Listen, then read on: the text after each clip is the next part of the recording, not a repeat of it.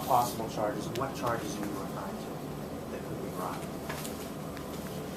It's illegal under Ohio and federal law for non-citizens to vote, and that would be the statutes that we would be referring to. In terms of that process, I would recommend that you talk with the folks at the Attorney General's office, as they are going to be the ones that are handling this going forward. Did they also misrepresent their status as a citizen when they registered?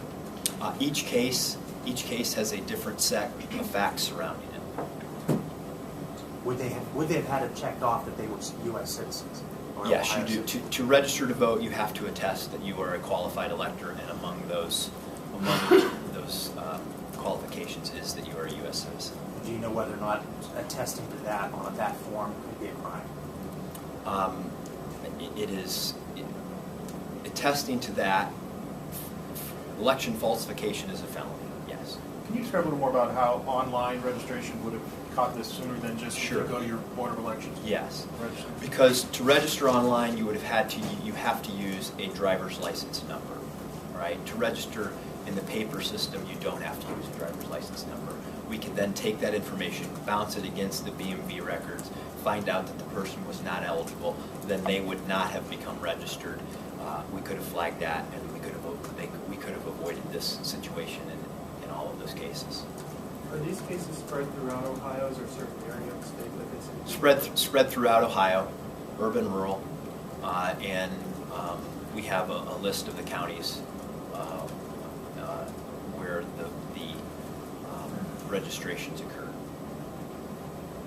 Has your office had any contact with any of these folks? Have they said that they just weren't aware of the law, or are they purposefully doing this? That interview process is going to be done by the appropriate officials, and from the evidence that we have, the facts are, I'm sure, a little different in every case.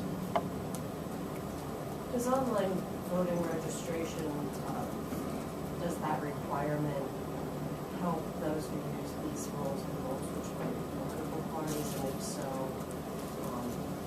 is that a reason for wanting to prevent registrations for online? I'm not sure I understand your question, Julie. Could mandatory online registration benefit the political parties? I don't. It's not. I think it benefits the voters when we do things efficiently and correctly and securely and more conveniently, and that's what online voter registration provides. It gives you the ability to have it right there at your fingertips. The data that's get put in, we can check that against the BMV database immediately and determine someone's eligibility. And then you don't have to send paper forms off to a Board of Elections for someone to read, interpret, key in, and then hopefully get them right. This would be done in a way that would make it much more efficient, much more secure, and save taxpayers money. And if people would have used, if these voters, these non-citizens, would have attempted to enter the system through that, they would have been prohibited from doing so, saving them the unfortunate circumstance they find themselves in right now, and all of us with the process of having to go through and enforcing the law as it relates to this. If online registration requires the driver's license and that information to be put in, then when people do go and they clear that hurdle, then when people do go to vote, and they may have changed their address, or they may have changed their name, and their driver's license is reflected differently than the voter rolls, does that kick that person out? How does that work? No, that system would remain the same. We have made it easier for people to put their correct addresses in. Right now, you can change your address online. You just can't register to vote online. So we've made that system available for voters leading right up to the day before the election, that you can change your address online. And that has been very helpful. We've had over 100,000 people use that system, change it, make sure that they get a chance to cast their ballot in a regular ballot. If your address is changed, then you would have to cast a provisional ballot. That remains the same. What about we've made the system much better now, because in exchanging the data with the BMV, which never had happened before, when someone updates their driver's license but forgets to update their voter registration, we now can do that for them. So what if the names don't match? Is that a problem? What if the names don't match? Right. Well, your name shouldn't your name should match. But your name doesn't necessarily match in your driver's license, especially women.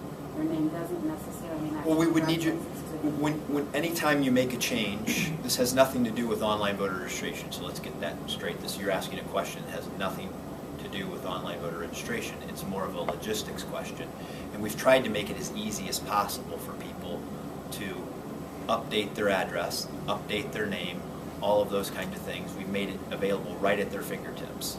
So if you're following the law and you've changed all of that information like you're supposed to do with your driver's license and all those things, the voter information should follow. And so you only have to go to one place to do it rather than having to do it throughout the system numerous times.